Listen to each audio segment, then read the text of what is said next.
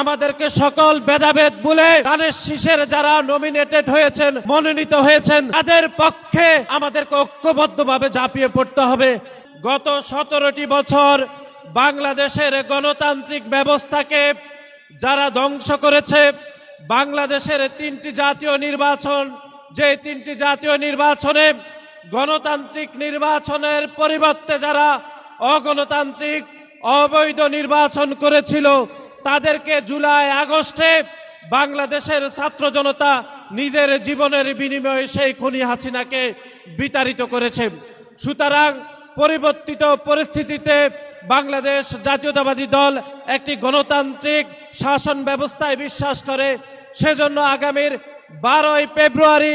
বাংলাদেশ জাতীয়তাবাদী দলকে যদি বিজয় করতে হয়, তাহলে আমরা মনে করে চট্টগ্রাম বিভাগের যতগুলি আমাদের আসন রয়েছে, সে আসনগুলোতে বাংলাদেশ জাতীয়তাবাদী দল এবং বাংলাদেশ জাতীয়তাবাদী দলের অঙ্গ সহযোগী সংগঠনের প্রতিটি নেতাকর্মীকে ধানের শীষের যারা প্রার্থী রয়েছে তাদের পক্ষে ঐক্যবদ্ধভাবে তাদের পক্ষে ভোটদানের জন্য আমরা ছাত্র দল সহ সকল অঙ্গ এবং সহযোগী সংগঠনের নেতাকর্মীদের প্রতি আমরা আহ্বান জানাচ্ছি। এবং আমরা বিশ্বাস করে একটি গণতান্ত্রিক বাংলাদেশ প্রতিষ্ঠার স্বপ্নে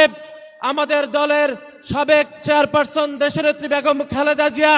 যে আন্দোলন সংগ্রাম করেছেন, সে আন্দোলন সংগ্রামের সফল পরিণতি আমরা তখনই বাস্তবায়ন করতে পারবো যখন আমরা আগামীর 12ই ফেব্রুয়ারির জাতীয় নির্বাচনে যদি আমরা বাংলাদেশ জাতীয়তাবাদী দলকে আমরা রাষ্ট্র ক্ষমতায় আমরা আহরণ করতে পারি এবং সেখানে আমাদের দলের চেয়ারম্যান জনাব তারেক রহমানকে যদি আমরা প্রধানমন্ত্রী নিযুক্ত করতে পারি, তাহলে আমরা বিশ্বাস করি সেই গণতান্ত্রিক বাংলাদেশের স্বপ্ন আমরা বাস্তবায়ন করতে পারবো।